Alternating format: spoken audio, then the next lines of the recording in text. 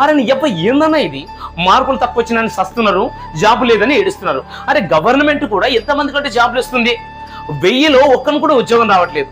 మనమేమో గవర్నమెంట్ జాబులు అని తిరిగితే గవర్నమెంట్ చిప్ప తప్ప ఏమి ఇచ్చిందేం లేదన్నా. అన్న ఒకటి గుర్తుపెట్టుకున్నా, నువ్వు చదువుకున్న చదువు నీకు ధైర్యాన్ని తెలియనివ్వాలి తప్ప బలహీనతని సావును మాత్రం కాదు. అరే గవర్నమెంట్ లేకపోతే ఏముందన్నా, ప్రైవేట్ జాబులు బొచ్చెడు ఉన్నాయి, నీకు నచ్చింది చేసుకో.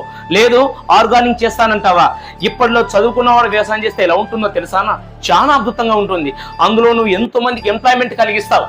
లేదు నేను బిజినెస్ చేస్తానంటావా, బ్యాంక్ ఎలాగో నీకు లోన్ ఇస్తుంది, ఇందులో కూడా నువ్వు సెటిల్ కావచ్చు. కానీ ఒకటి గుర్తుపెట్టుకో అన్న, చదువుకున్న వారైనా, వ్యవసాయం చేసేవారైనా, జాబ్ చేసేవారైనా, బిజినెస్ చేసేవారైనా, ఎవరైనా సరే నేను కష్టపడి పైకి రావాలనే సంకల్పంతో మనం కష్టపడి ఒళ్ళొంచి పని చేసినామనుకో నువ్వు ఎంతో పైకి వెళ్తావు. లేదు నేను ఎంజాయ్ చేయాలి, జల్సా చేయాలని చెప్పి ఒళ్ళంపకుండా పని చేసామనుకో నువ్వు ఎంత పెద్ద తూపు అయినా సరే ఎగురొచ్చి